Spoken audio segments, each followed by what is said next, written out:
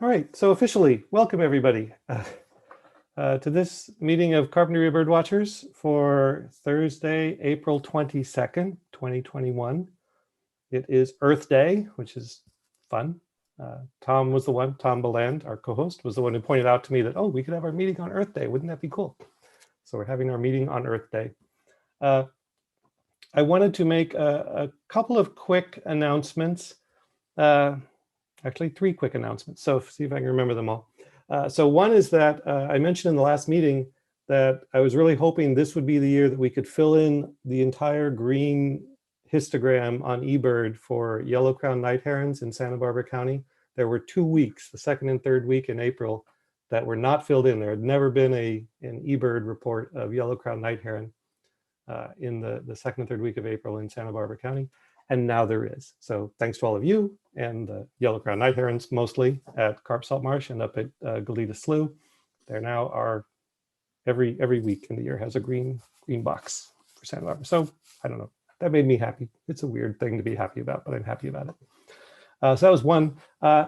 Someone emailed, and I apologize for being a little frazzled today. I've been busy with my day job and haven't focused enough.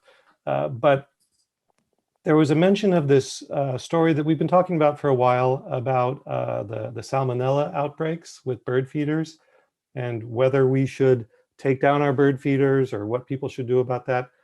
I don't have good conclusive information to offer you on that, but it is, an issue that people are asking about. I guess I can just share for myself that, I did take my feeders down. I replaced a few of the feeders that were kind of old and ratty and gave everything a good cleaning. And I have continued to put out bird seed and have birds come to my feeders since then. So, I don't necessarily want to offer that as a definitive piece of advice for people, but it's what I'm doing.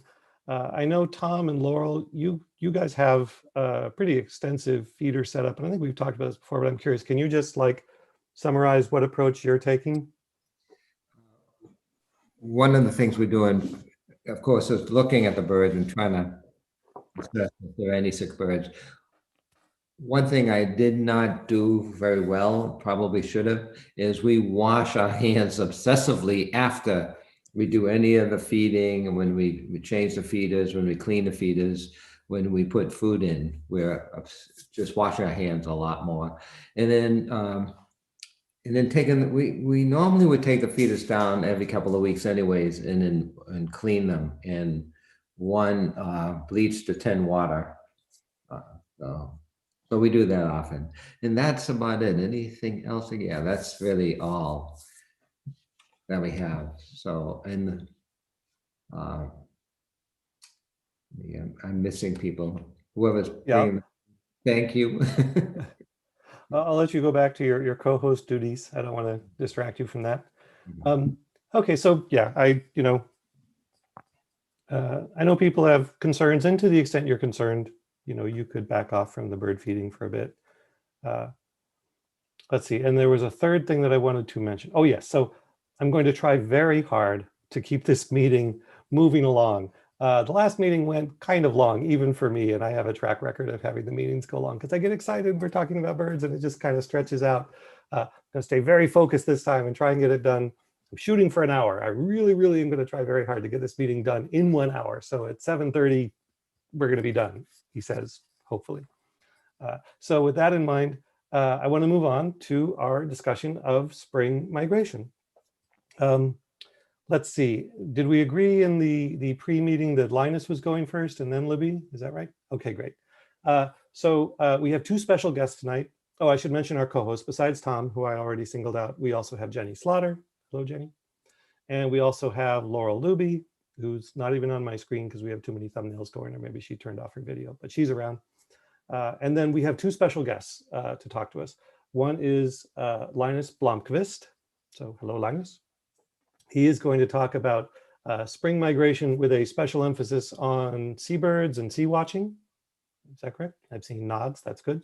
Yep. And then Libby is a special guest. She's going to talk to us more about the land bird migration and specifically about, I'm going to ask her, but I didn't necessarily have her prepare about this, completely, but to ask her about birding at the Ennisbrook Nature Trail and springtime birding by ear, because I know birding by ear is something that I admire about Libby's birding. She's very good about birding by ear, and I always learn stuff about that when I talk to her.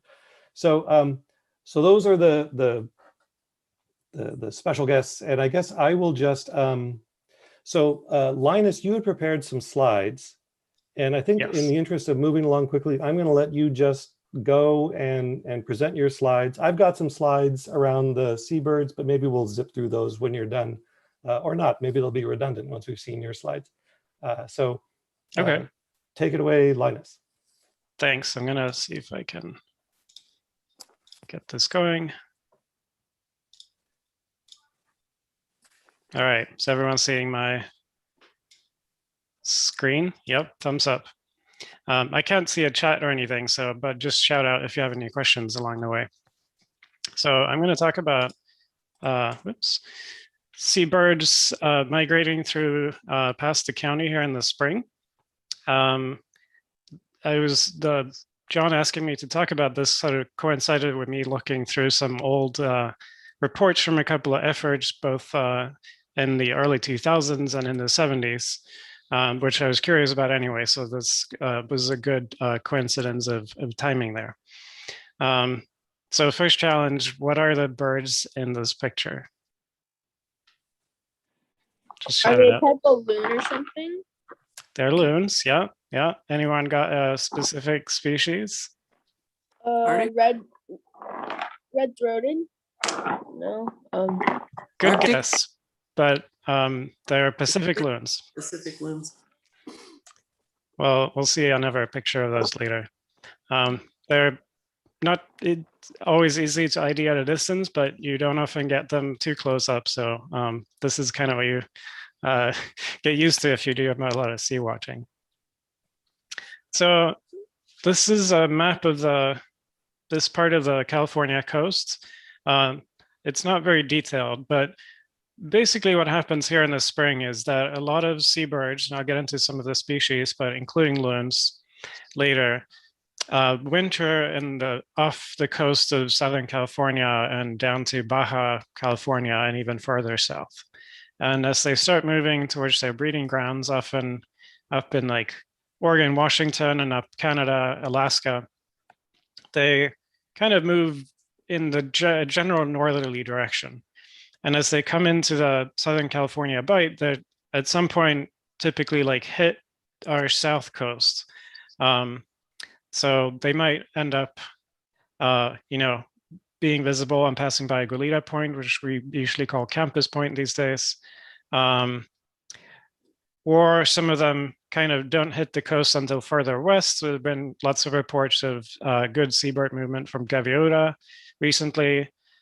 Even more probably don't really hit the south coast until Point Conception. So, but all along the south coast here, you can get good numbers and good views of migrating seabirds as long as you're out on some promontory. So Campus Point, Colo Point, Gaviota, and further out. Point Conception you can just tell how good a location it ought to be, but it's unfortunately closed off to the public. There is a project that just started this spring, and we do weekly sea watches from Point Conception. And we've only done it for a few weeks, so we don't know too much yet, and I can't give too many details.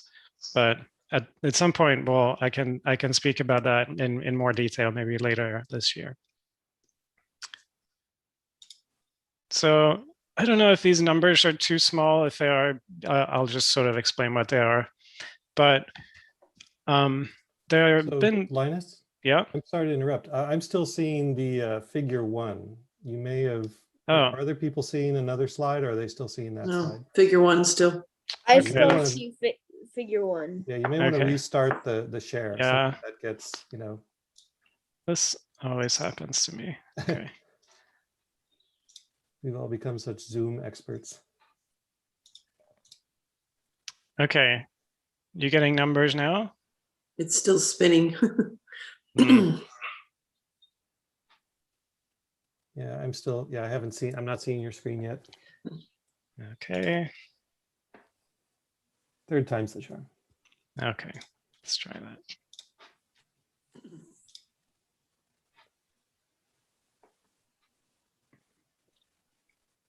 Nothing? No. Hmm. All right. Well, if you want to Please- try again, that's fine. If you want to, I mean, I could segue to my slides and you can see how closely Yeah. they match what you're going to talk about anyway. Okay. Can I, I'm going to try one more time, but John, I'm going to email you the slides Oh, okay. That'll work. and maybe you can open them and see if you can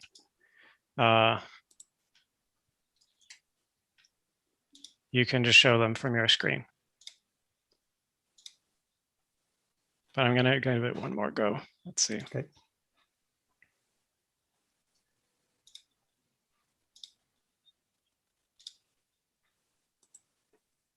Anything coming up now? I'm not seeing any thumbs up exactly. Yeah, it says Maybe- Linus Blomqvist has started screen Maybe- sharing. Oh, we're in I business. was thinking, wait, now you did. It's fine. Okay. Yeah, now Um, we're seeing it. Now we okay, see numbers. numbers. Okay, and then I'm going to try to do. Well, we see percent- things that look like they should be numbers, but they're so tiny that Okay, are they a little bigger now? a little bigger. Okay, great.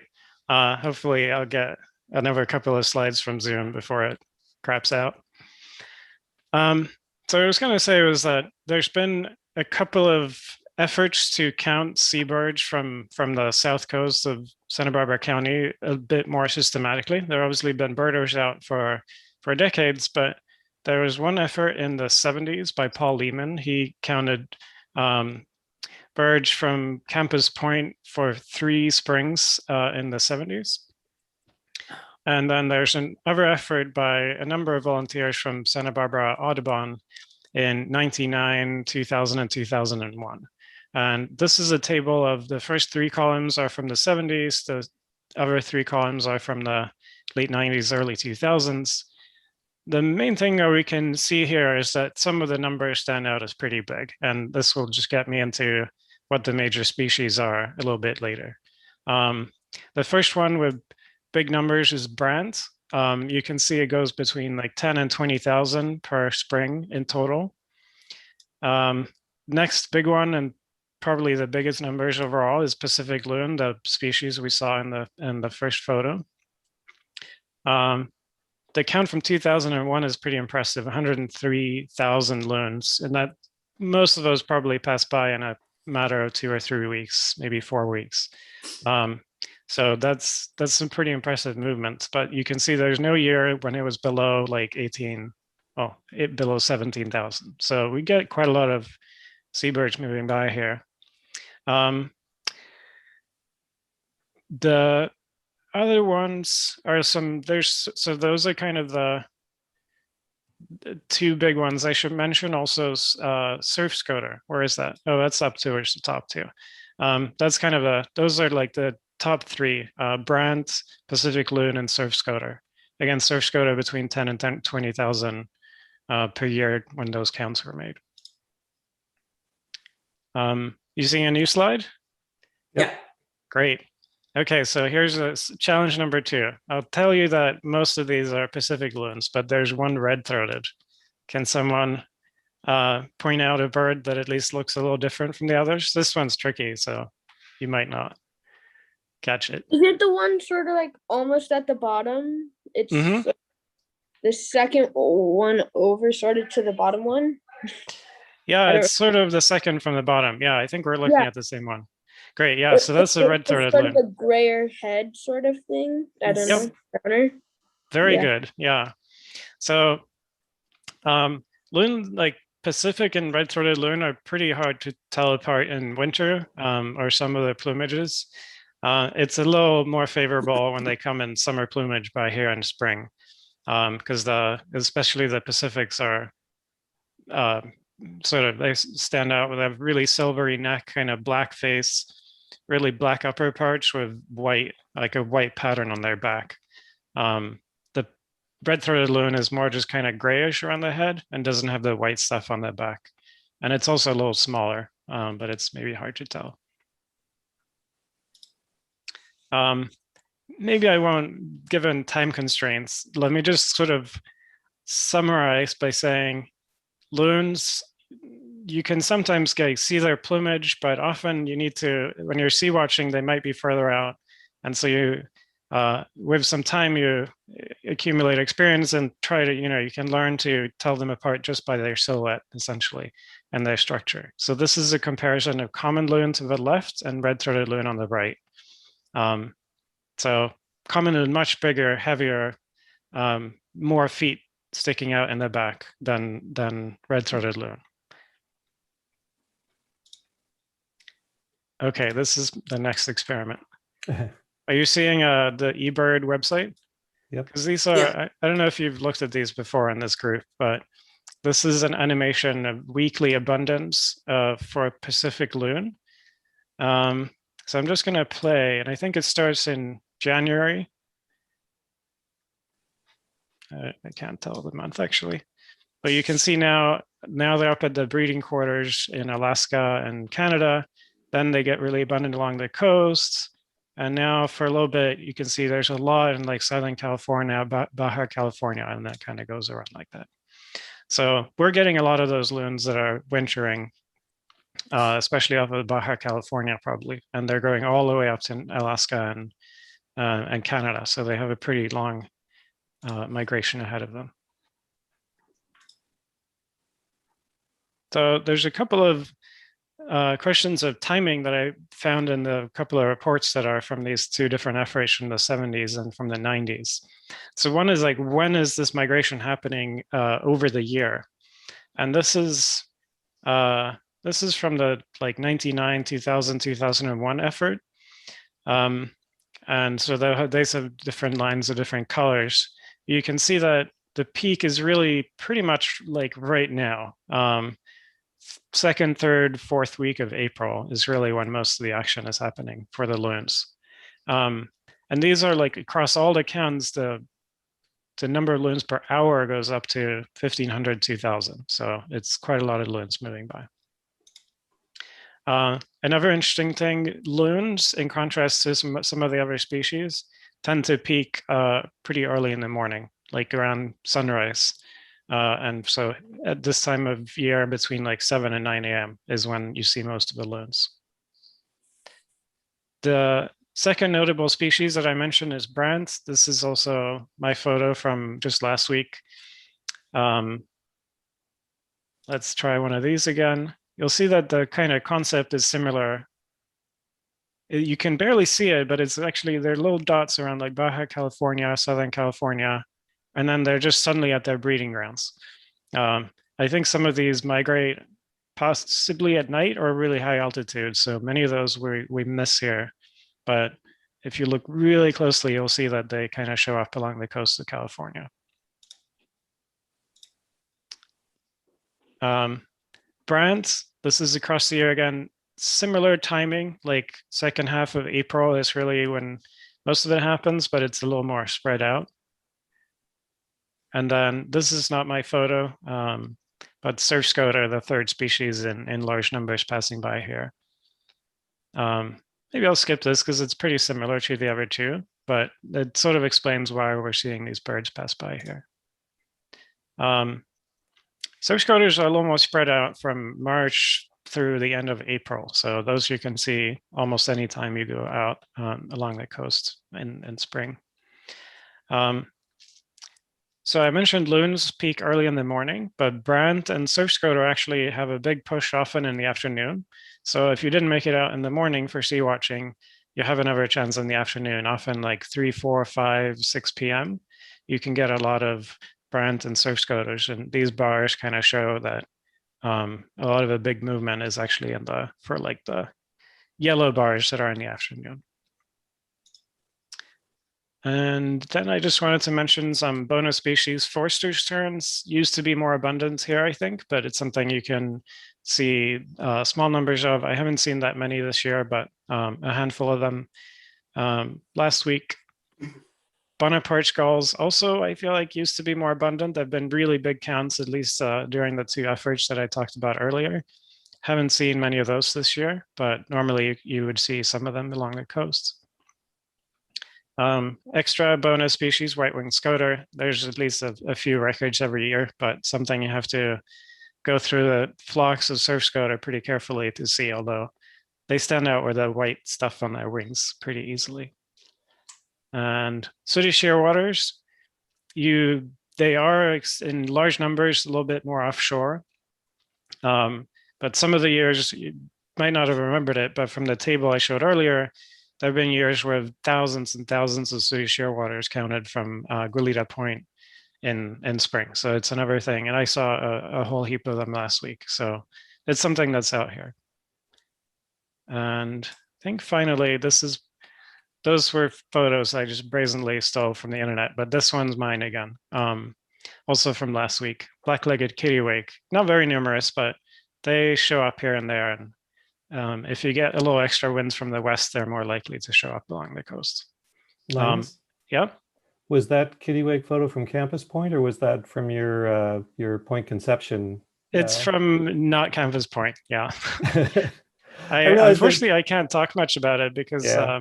essentially it's the land is owned by TNC, and they really don't Right. want people trespassing. Yeah, I had a discussion with Nick Letherby about that in the last day or so, who's organizing those counts. And yeah, he explained that they're explicitly withholding sharing the results because they don't want to encourage birders to go out there and trespass in the area, and they're gonna. My understanding is you're going to release the results later on, so it'll be maybe after the spring migration. Then we'll get all the details of what you saw out there. Everything we publish, some checklists about a month after they happen, and some are not going to be published until June. But by the summer, we'll be releasing all the records, so I can talk more about that then. But yeah, please do not try to go there on your own. If like there is birders trespassing, our effort will be shut down very quickly. So yeah, well, there's great sea watching to do right from here, right from Carpinteria or from Campus Point, Yeah, and I've done a lot of that. So yeah, you can see I saw black-legged kittiwakes from actually both. I've seen them from Campus Point on the Christmas bird count, actually. I think I had a few at Colo Point too a month or two later. So definitely something you can see here from the South Coast. Awesome. So is that it, or do you have more slides? That's it. Okay. Well, thank you, Linus, very much. I would, if you have just a few minutes, we could see if there's questions for you. Are you cool with sticking around just a little bit? Libby, is that sure. okay if we take a little more time? Oh yeah, I would like to ask Linus, it's not even a bird question. I would like you to say your last name, because I hear 8 different pronunciations and I don't like it to get it wrong. Yeah, the American version is Blomqvist. Okay, so how would you say? That's the way I say it here. In Swedish, it's Blomqvist. Blomqvist. But Blomqvist. yeah, you can pick your favorite. Yeah. Okay, all right. Thank you. I had a question for you, Linus. Yeah. I was wondering, do the birds, when they migrate, do they sleep in the ocean, or do these birds sleep on shore? No, they sleep on the water, as far as I know. Yeah. Okay, thanks. Yeah. And they probably kind of bunch up. They would stop to feed also. And they probably kind of bunch up when you have strong northerly winds too, because they don't like to fly in headwinds that are too strong. Okay. I have a question for Linus. When you are at Colo Point, is that near where they're counting the whales on the West Campus? I don't know where they do that, but Colo Point out on the point there would make sense as a location. I think it's the counting same whales. spot. The same spot. Yeah. Yeah. Okay, good. Thank you. Okay, well, is there one last chance for questions of Linus? All right, well. I have one quick one. Someone was asking about where do they sleep? Is it your understanding that only smaller seabirds might sleep on the wing when they're migrating? I've heard that, but I don't know much about it. Yeah, I think some shorebirds, at least, they can sleep with half their brain at a time. And I don't know if they do that I don't know to what degree they do that while they're flying, but I think it's a possibility. So some of the shorebirds, like some godwits, have been recorded flying in one go from Alaska to New Zealand. And that's a 7, 8, 9-day flight that they do without stopping. And I think they kind of pause one half of their brain for a little bit and keep going with just the other half, just to get some rest. Yeah. It's amazing. Okay. Yeah, All right. it's- Well, thank you very much, Linus. Very much appreciate you taking the time away from sea watching. You could be out there right now at Coal Oil Point, seeing the Yeah. afternoon birds going by. Yeah, my pleasure. And I'm going to have to duck out in a few minutes, but Okay. it was great being here. Yeah, thank you again very much. Okay, well then I want to move on then to Libby's part of the presentation. And again, I wanted to talk about the Ennis Brook Nature Trail and some land bird migrants. And I need to share my screen, and then I'm going to have to do some jumping around because we're sort of calling an audible here and doing our presentation in slightly different order.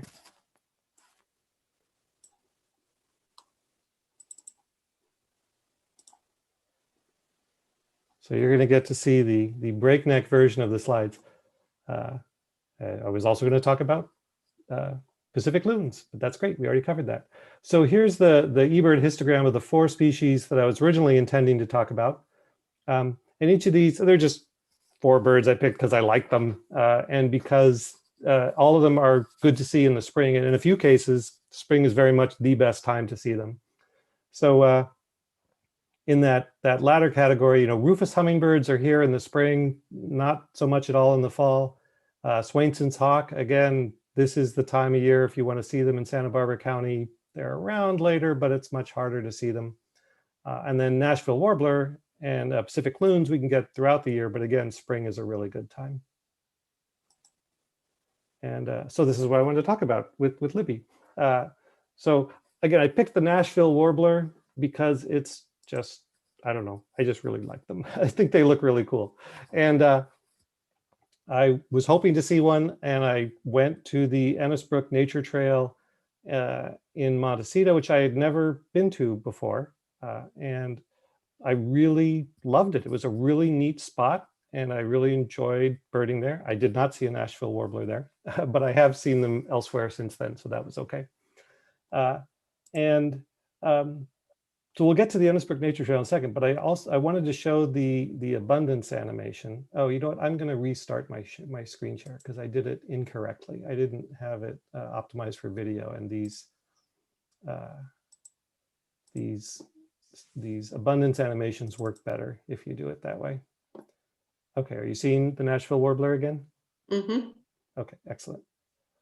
Let's go ahead and launch this. So unlike the seabird abundance animations, they work a little better for the land birds, because I think with the seabirds, they're all out there on the coast and you don't really see where they're going as well. The dots are very small. But this kind of shows you the Nashville warblers. So there's a big population that ends up, in the northeastern part of North America, but there is a substantial population that comes through our area as well. And you can see why, there's a window during which they're really good to see. It's because that's when the big chunk of the population is coming through Southern California. And then they move on up to, higher elevation.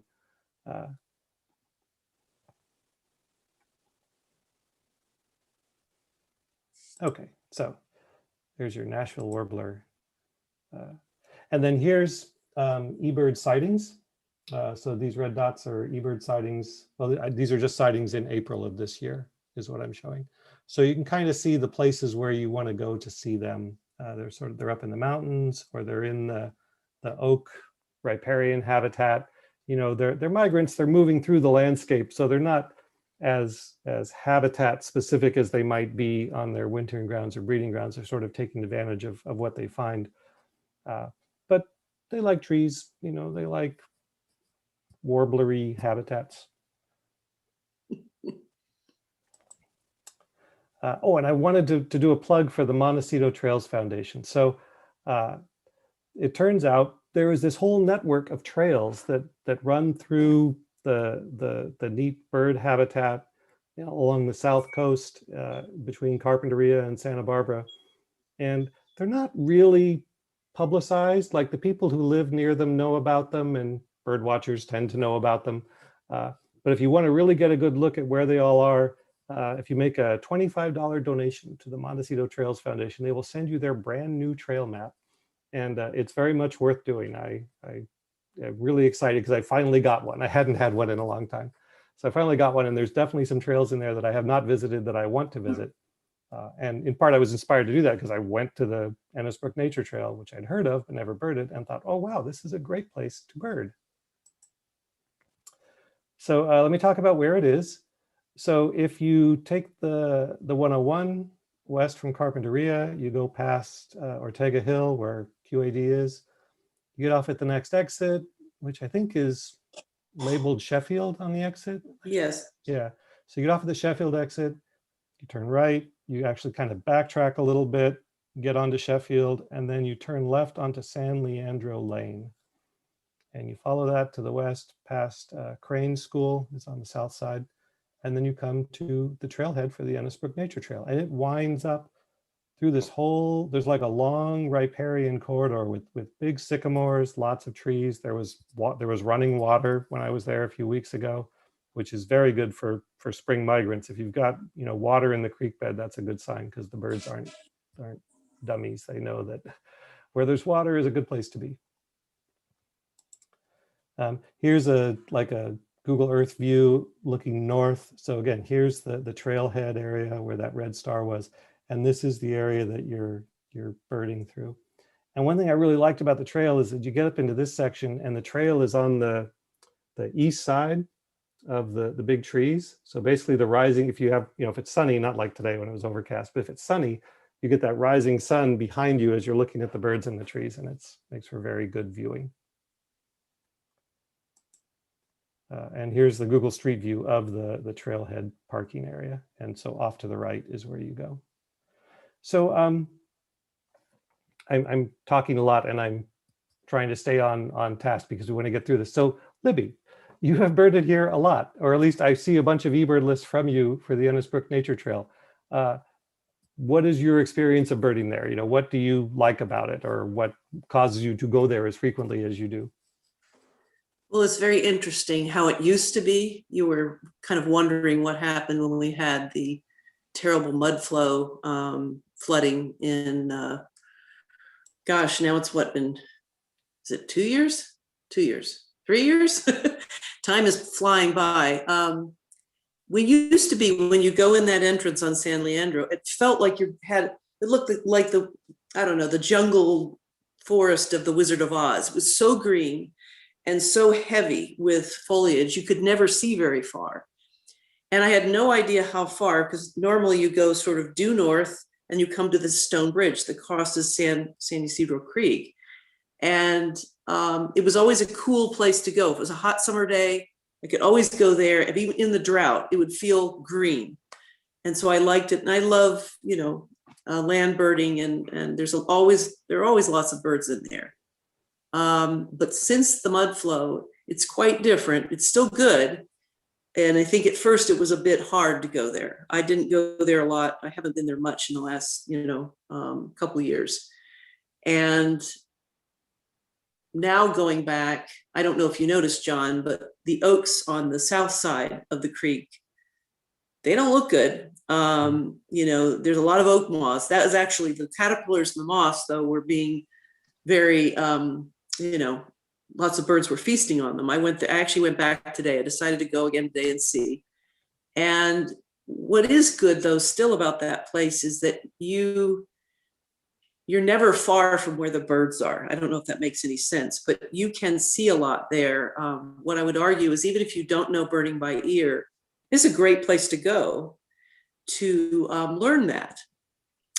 I remember years ago going, and you would see, and you still get an awful lot of spotted towhee. You might say, okay, spotted towhee, but you'd get 20, 30 spotted towhees. So today when I went, you know, I could see some nesting birds, lots of bird song. You're right, the creek still has water. There are even mallards in the creek. I mean, it's, I've gotten some unusual species there over the years. I got, you know, just again, migrants probably, if I look back on the records, summer tanager, some other things. And today I went and I thought, I'll just do a quick walk in. I probably won't see anything much. A lot of the normal birds are there. What's neat is, you know how now you go to trails and nature spots, and because of COVID, a lot more people are out, and it's hard to really find, you know, in my mind's eye, I always picture a place I wish existed, which is a beautiful woodland walk with lots of different types of trees and bushes and things for birds to eat, and sun and shade, sky and deep forest, and to a certain extent, no people. But that's kind of hard to come by. I mean, it's fine to see people. I enjoy seeing people and interacting with them on the trail, especially if they're birders. That's awesome. But what's nice at this place, if you go slowly, you can find little tiny offshoots, little tiny mini trails. You just have to be a little bit patient. If you just go for a good vigorous walk, which you can do, you will miss a lot, is the way I view it. So what I would say is go there and just listen and look. And even if you don't know, as long as you can hear something, even if you don't know what you're hearing, you can probably find that bird, because there are so many of each bird. I must have heard, I didn't write them all down, but 20 Buick's wrens singing today. Yeah. You know, I can't recall, let's see, you know, titmice and all that. But I went up the trail and I said, you know, I'm just going to go a little further, and you're hearing chips, right? Warblers tend to make chip notes. Now, lots of orange crown. So one thing you can do in a place like this, there are so many duplicates of the same common birds. It really does give you an opportunity to hear the differences in how they vocalize and how they move. It's not just a couple of orange crowns or a couple of Buick's wrens. You can see 10 or 20 or 30 of them if you go far enough. So I was going up the trail and I heard a chip and I went, that's different. And you know how exciting that is. You go, that's something different. I didn't know what it was, John. I just knew it was different. Well, I know it was a hermit warbler. I was going to ask if that's what it was, because that is a species I need. I have not seen one in a long time. I need, that's on my bike. I have not seen one in a long time. I got the email alert because I'm on hourly email alerts for my county year needs list. So as soon as you put that list in, I was like, oh, there's a hermit warbler on Edinburgh. I got to go look for that bird. And I got a very lousy picture. And of course, right as I was looking at it, you know how this goes. Someone comes right up next to you. What are you looking at? And you're like, oh, and I can't be rude. I was like, well, it's a rare bird and now it's gone. But it's hung around. And so those oak trees right now, and I think Gage Ricard is on this, and George, I saw them there the other day, and she was commenting how many oak moths there were. Mm-hmm. And I was a bit oblivious at first, but then I started looking around today and it was just, it was neat. But what I don't know is if those oaks on the south side are going to make it. I don't know enough about how oaks weather things like, the mud flow, the drought, and so forth. But you could see the birds just going crazy, feasting on these guys, and also caterpillars of the same, I guess, of the moth. Right. So I was going to say, I'm not, entomologically expert, but I did, and I don't know the effects of drought in this case, or the mud flows might have affected the habitat for the oaks. But I do know that oak moth caterpillars do go through these big boom and bust cycles. So it's possible that we're coming into one of their cycles where they really have lots and lots of them. And at least the last time I was looking into this, when there was a really big, outbreak of them, which was probably 10 years ago or more now, I found some reassuring literature that basically said, these species have co-evolved over evolutionary timescales. They will, in some cases, almost completely defoliate some of the oaks, but the oaks will recover. and that, hopefully that's what we're looking at is more of the natural, up and down cycle, not so much a, major perturbation of the environment that's leading to a more serious shift. Well, that's really interesting, because I was trying to imagine, after noting Gage's comment, why were the oaks looking so much different and, quote, healthier in different parts of the trail? And I kept thinking, well, there are houses nearby, but it could be something, maybe it could be related to what the moths like, and that, and it's a heavy concentration. It's a big, when you come in, it's a big two-dimensional field of oaks. But then once you get over the bridge, it's like, they're dotted. Mm-hmm. And there are other types of trees. So maybe it's just because it's a big concentration. It's almost like an orchard of oaks. And like I said, when you used to go there, you didn't even know that the bridge, you could almost, if you're a really good shot, you could throw, a ball and almost hit it. It's probably, I don't know how many yards back. But John, you could never see where that bridge was years ago. You could never see any of it. It was like this deep, mysterious forest. And that's why I liked it. It felt so lush. But now I can say that you can see more. So it's not all bad. And things are growing back. And if you keep going up the trail, which I haven't done in a while, I don't know if you crossed the creek and went around the backside, but there's some areas in there that you feel very separate and very quiet from people. I mean, it's I like that. I like to get to places where you can just be with the birds and the trees, and there's not as much disturbance, because that's the main part is more heavily used, but everyone's very courteous. They're very, it's not a problem. I don't mean to say it like that, but how it is. You just tend to be able to focus more. But I love it there. I just hadn't been in a while since that calamitous event. And that whole creek was one of the main epicenters of the destruction. But it's, the trees were fine. I thought I'd come there and everything would be fallen over, but it's not. I always get black chin there. I had 2 today. In the sense of the... I don't know what you mean when you say the black chin. Can you... Black chin hummingbird. Oh, sorry. Yeah. No, I'm sorry. I thought you were talking about some affliction that you suffered as you were there. Right. Yeah. No, I tell you.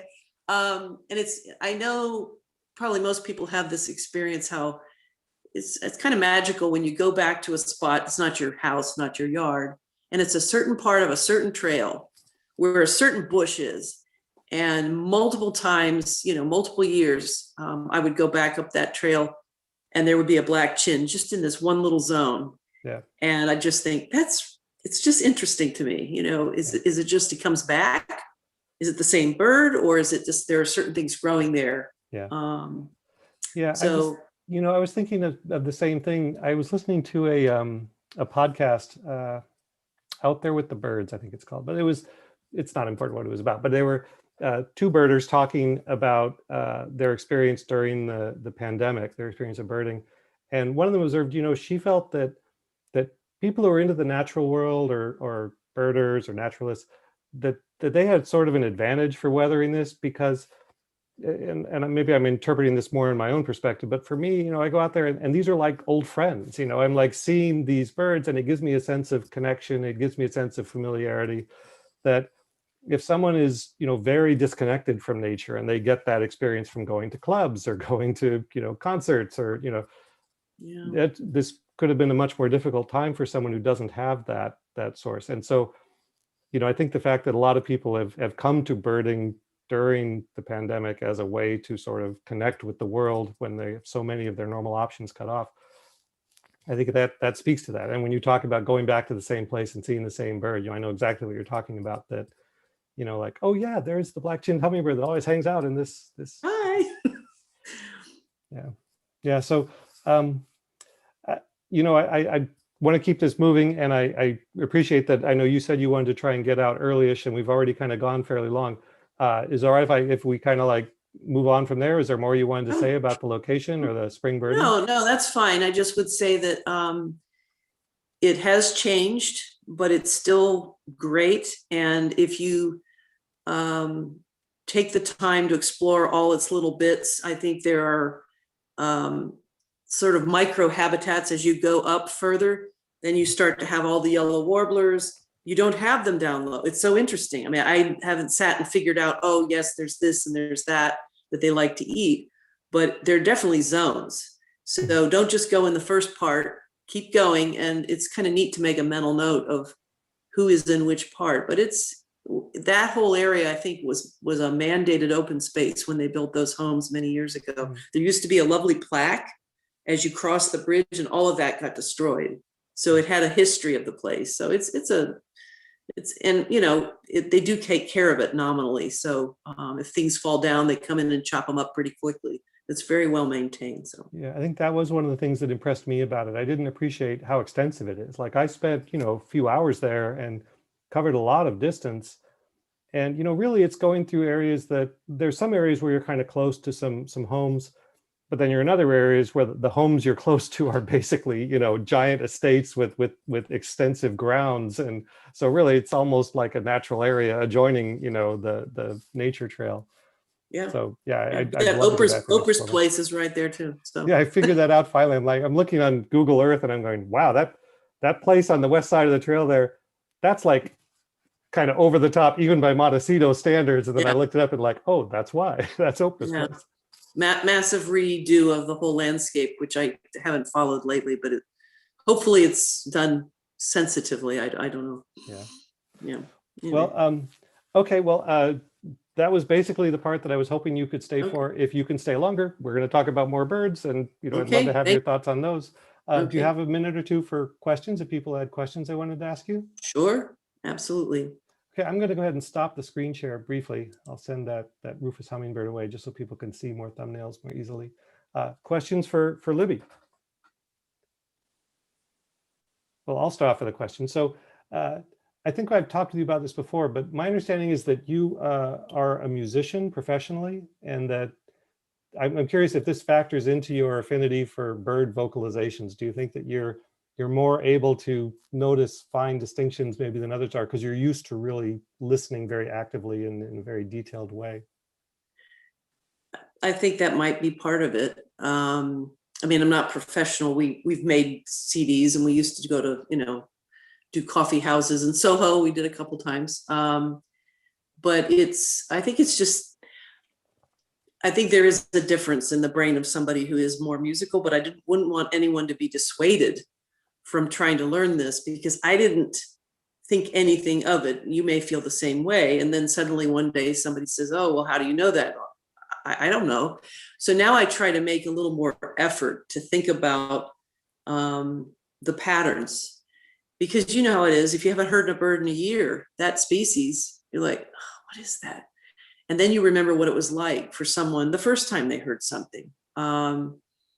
But yeah, I think there's some of that. I mean, I see okay, but I'm pretty much legally blind. So I think you just naturally probably rely on it. I hope it stays, but if it doesn't, you know, whatever. But I don't trust myself a lot, and I'll say, no, it can't be. And I mean, I was on Atascadero Creek, I think it was yesterday, and I heard this little tiny sound. And I said, well, that sounds like a waxwing, you know, and I can hear waxwings. But I said, but one waxwing? And then I said, well, maybe more. And suddenly, John, 50 waxwings, once they started getting, you know, they get agitated. And there were some berries on the hedge there. And it was phenomenal. Same thing with chickadees. It's just, there's a certain cadence to their sound.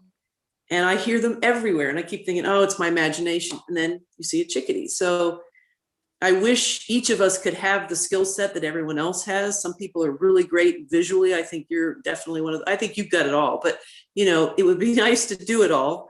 But you got to make what you can do, work with it. So, yeah, I think the music stuff probably does help. Other questions for Libby? All right. I'm not hearing questions. So thank you again, Libby. I really appreciate it. I'm going to jump back in. I've got 10 minutes. I can get through these slides in 10 minutes and hit my self-imposed goal. Okay, let's see. So we've talked about the Pacific loons, was one of the 4 spring migrants I wanted to talk about. And we talked about the Nashville Warbler, a little bit. We zipped past it, but that's all right. They're out there. Go look for them. They're adorable. And then I wanted to talk about this bird. So this is, of course, the rufous hummingbird. And the thing that I found, the one thing that makes them really interesting to me, at least, is that their migration route is this sort of clockwise pattern. And I've talked about this before, but I'll go ahead and show their abundance animation at eBird really quickly.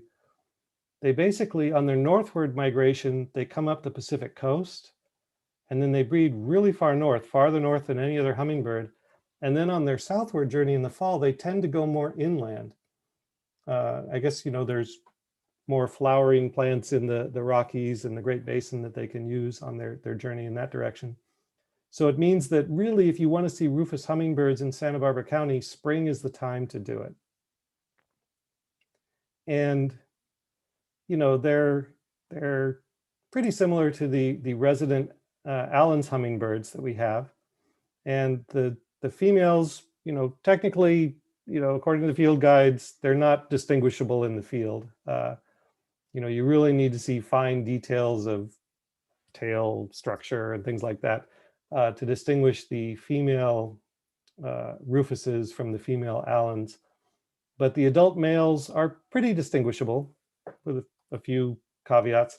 So the thing you really want to look for is if you're looking at a male, so it's got this gorget, it's got the shiny feathers. And if it were looking, if it were aiming the gorget at the photographer in this case, you would see it's bright red. It's really beautiful. But the back is all brown. So pretty much from top to bottom, it's a solid brown back. A little bit of green around the base of the wing, maybe. And that's the typical look for an adult male rufous hummingbird. The adult male Allen's hummingbird looks very similar, except they tend to have green on the upper back. So they'll have these green shoulders. So if you see a male rufous / Allen's hummingbird that has all this brown on it, that's a rufous hummingbird. And this is a great time of year to see them. They're getting towards the end of their spring migration as far as Santa Barbara County is concerned, but I saw one yesterday. They're out there. So, check your hummingbird feeders, check your Cape honeysuckle hedges, because they love that. Check your flowering eucalyptus. Yeah, did you have a question, John? I see you got your hand up. Yeah, I was going to say I've got 3 or 4 rufous males fighting over my feeder here in Ketchikan, Alaska right now. So they've shown up for the spring already up here. Yeah, and looking at that abundance animation, you can see most of them are up there. Like they're on their breeding grounds now. It's just a few stragglers still coming through down here in Santa Barbara. Something that I thought was sort of an interesting little tidbit about them. I was looking at Sherry Williamson's book on hummingbirds. I highly recommend it. It's like Hummingbirds of North America, something like that. But she talks about the fact that, if you look back into the archaeological past, humans have not been in North America all that long, a few tens of thousands of years. Our ancestors, the ancestors of the Native Americans came over the Bering Land Bridge, when sea levels were lower. So, again, a few tens of thousands of years ago. And this would have been the species that was the first human encounter with a hummingbird that they would have seen, because it's far to the north of any other hummingbird. So I just think that was just a fun thing to imagine, because, hummingbirds are so distinctive. And, until that first contact took place, humans had no experience of them because they don't live in the old world. They're a new world specialty. And so I just thought that was fun to imagine that this was the ambassador of the hummingbird clan in terms of greeting those first human arrivals. I thought it was cute. All right, but we got to keep moving to the fourth species I wanted to talk about, which is this one. So obviously a hawk, and this is in fact a Swainson's hawk, which like the rufous hummingbird is much easier to see in Santa Barbara County in the spring. They're highly migratory. In fact, I'll go ahead and show you their abundance animation because I think it is very impressive.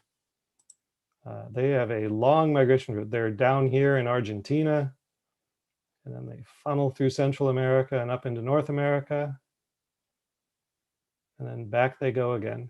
And there's just, you can find amazing photos and videos from the, the Isthmus of Panama and Central America of these, huge flocks of migrating Swainson's hawks, 1,000 hawks in the air above you, which I think is just a very impressive thing to even imagine. And on their northbound route, they tend to come through Santa Barbara County. Southbound, not so much. So this is a good time of year to see them. And, you see a big buteo circling around up there.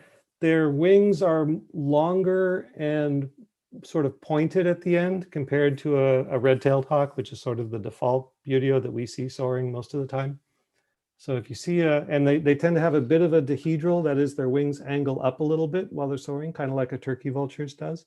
So if you see a hawk that's circling, it seems to have kind of pointed wings and it's got a dihedral and it's April, take a close look because it could be a Swainson's hawk. The light morph, which is what this bird is, the light morph adult, has a lot of white on it, but in all its plumages, it tends to have dark flight feathers, which is really distinctive for a raptor around here, to have the trailing edge of the wing, the primaries and secondaries being darker than the leading edge of the wing. So that's something to look for.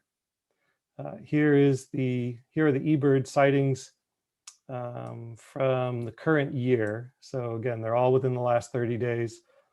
Just a few spots. This was a bird I saw up on the Franklin Trail. This is a bird I saw at Romero Canyon, I think. Maybe this one is two of these are mine. One is someone else's. And then they've been seen a few other places on the South Coast.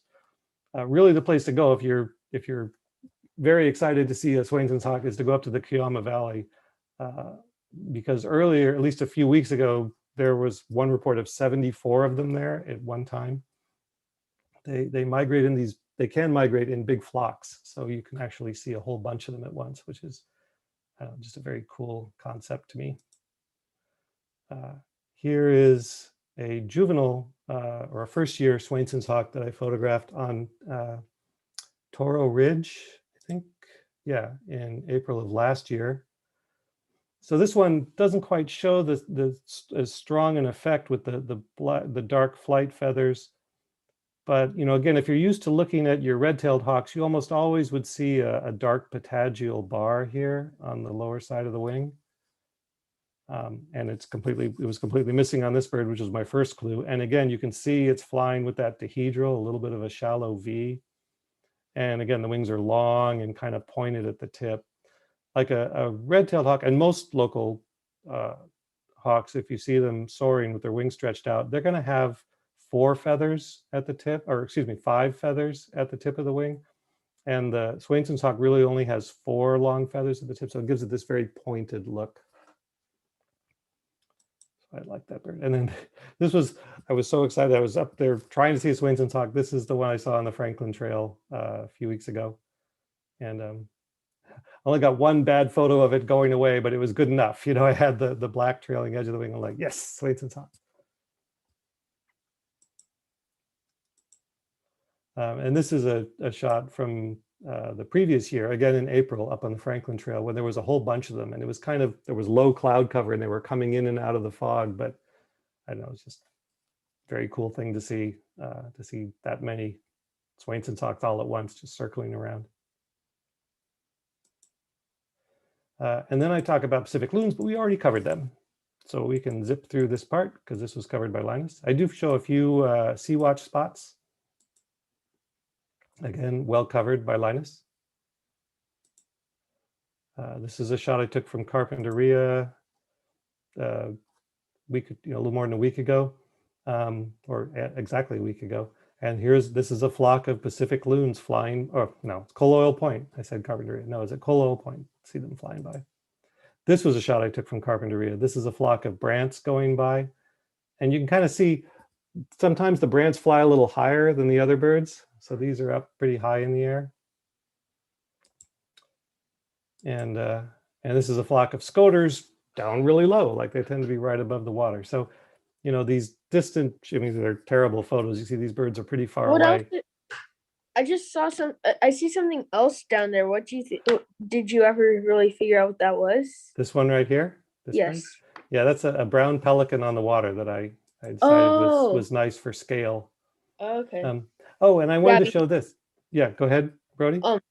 I had just on it. It looks sort of like a Canadian goose because Yeah. of like it almost looks like this stripe right there, and Yeah. then the beak would be behind, but you can't actually see the pelican's Yeah, beak, so that's what throws it Facing off. away from the camera, yeah. Yeah. So this is a shot that I wanted to show you. So this is what you might see if you're checking out all these scoters. And again, there can be hundreds of them going by. But if you look real close, one of them has white secondaries. So the trailing edge of the wing on the inner part of the wing has white. So that is a white-winged scoter hanging out with those surf scoters.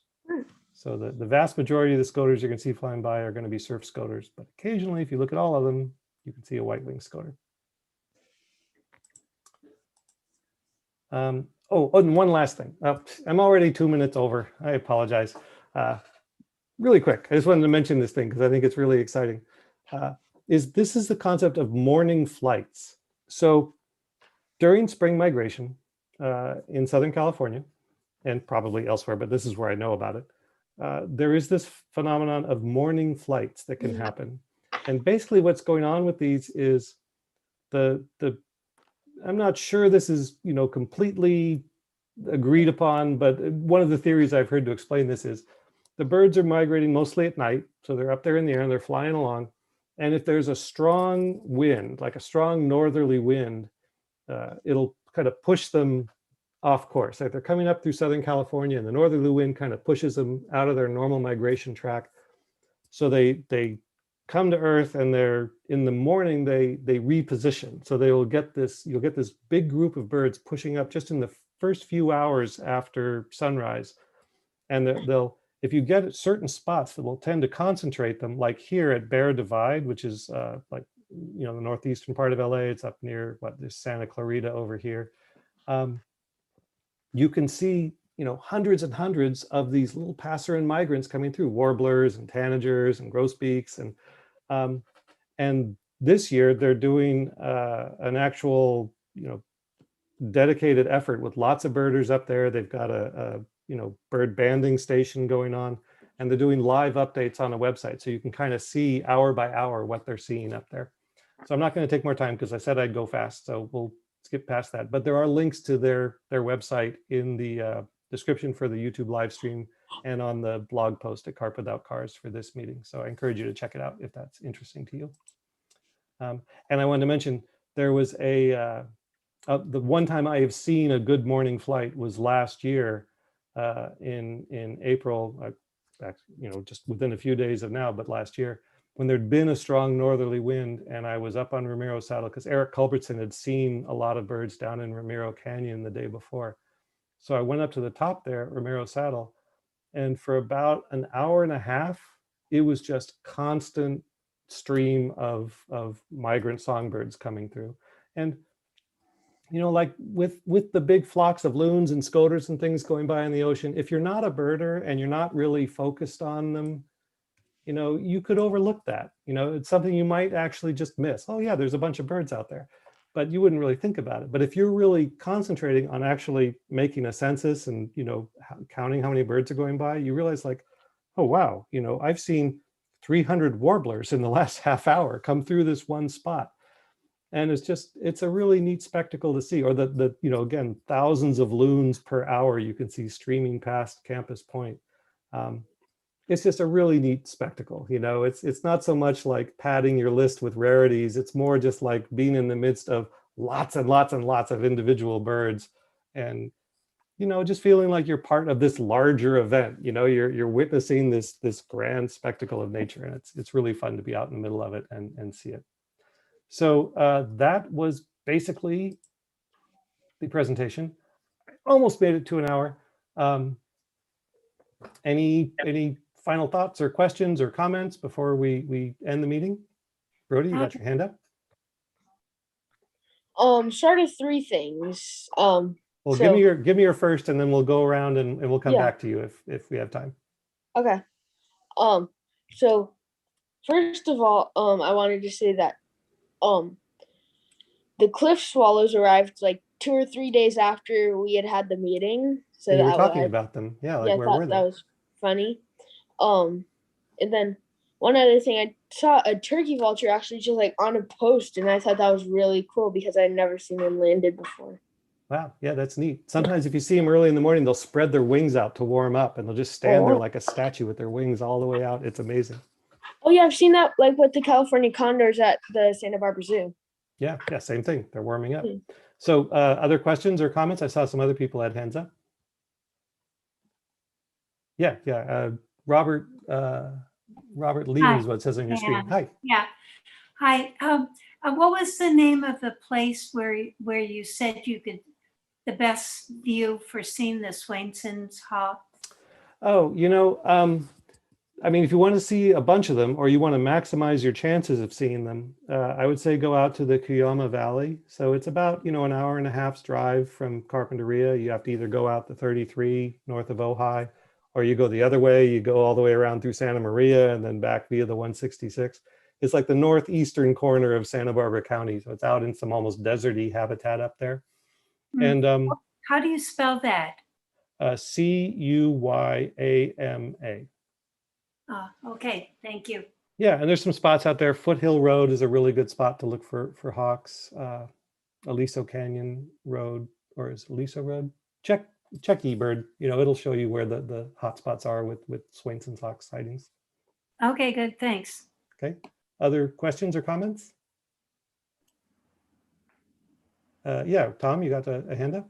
So if anyone's into pelicans, the seal haul out the other day, Laurel and I were there, and there was 211 pelicans amongst all of the seals. And everyone who went to go look at the seals were just blown away and so excited about the pelicans. It was really neat. And that was that feeling, John, of being, everybody was so excited and they almost ignored the seals. Anyway, so if the seal haul out lately, for some reason, in the last few weeks, has had a lot of pelicans. For those that might be into it, Yeah, go check it out. It is just an amazing thing to see so many birds coming through. To me, it's a reminder. The natural world continues, and there's crises in the human world, and there's things to be concerned about, but there's also just these species living out their lives and doing it, out in the open where we can see and appreciate it. So it's a lot of fun. Okay, well, one last call. Okay, that's right, Brody. We're going to come back to you for your last thing. Could you show the thing that I made that I sent to you? Yeah, you made a logo, which was kind of cool. And Yeah. So how can I show this? Let me do this. Okay, and then let me share my screen real fast. Yeah, I mean, I still have to put down Carpinteria because I could not remember which one it was. Oh, so this was for this Carpinteria. group. This was for Carpinteria Birdwatchers? Yes. Okay, well, yeah, I was didn't saying mean to put, I didn't know which one it was, and I did not mean for that blue line to be there. I accidentally did that. And Yeah. you sent me the fixed one, and I unhelpfully showed the wrong one. Well, Oh, it's all we'll- good. Yeah. We'll work on that, and yeah, we'll get the Yeah. right one out there for people to see. I mentioned wanting to update the website. I've been very lazy and have all the Carpinteria Birdwatchers content on an old personal blog of mine at Carp Without Cars. Yeah. We should set up an actual website. I think Carpinteria Birdwatchers is official enough now that it deserves its own website and its own domain. So I'll make that my quest, maybe by the next meeting, or if not, by the meeting after. Okay, well, thank you, everybody, and really had a fun time.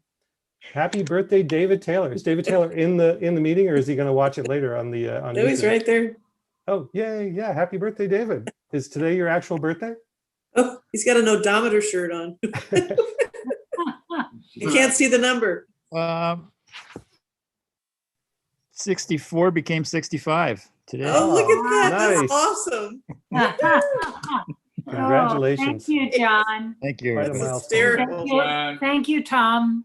And thank you, Libby. Oh, you're welcome. Yeah, thanks all of you. It means a lot to me that you keep showing up for these meetings. I'll do my best to hit 1 hour next time. I swear we'll get there. We're making progress. Great, All right. thanks. Thanks, everybody. Talk to Thank you, next time. John. You're a treasure.